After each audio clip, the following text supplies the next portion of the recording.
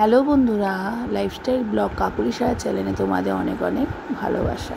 চলো আজকে দেখো খাবারের সাথে সাথে রান্নার কিছু কিছু তুলে ধরলাম। ওখানে কাতলা মাছ তো ভাজাই হচ্ছিলো কড়া কড়া করে তেলে ভাজা। আর এখানে দেখো আমি সর্ষে বাটা দিয়ে চিংড়ি মাছটা বসিয়ে দিয়েছিলাম, প্রায় হয়ে এসছে।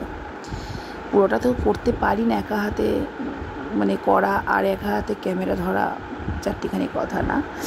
তো দেখো এখানে অলরেডি মাছগুলো ভাজা হয়ে গেছে। আর কাতলা মাছ মানেই বলো একটু কড়া কড়া ভাজা না হলে তো হয় না। তো এখানে কড়া তেলে কড়া মাছ ভাজা আমার রেডি।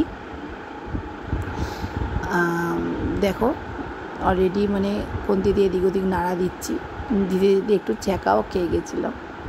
চলো ওগুলো তো হয়েই থাকে, রান্না করতে করতে ওগুলো হতেই পারে, কোনো ব্যাপার না।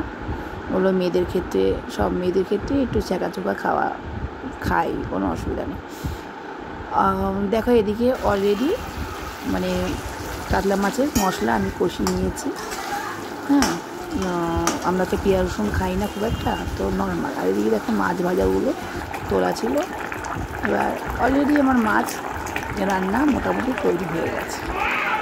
কেমন লাগলো অবশ্যই কমেন্ট করে জানাবে।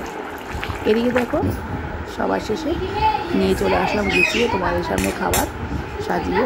দেখো ভাত, কাঁচা লঙ্কা, পটল ভাজা, ঠিক আছে, কাঁচা লঙ্কা ভাত, পটল ভাজা, বেগুন ভাজা, এদিকে একটা কাতলা মাছ ভাজা, বিট গাজর ভাজা, আর এখানে দেখো আম দিয়ে টক ডাল, মুসুর ডাল, আর এখানে দেখো চিংড়ি মাছ যেটা সর্ষে বাটা দিয়ে রান্না তোমরা দেখলে সেটা, আর এখানে কাতলা মাছ।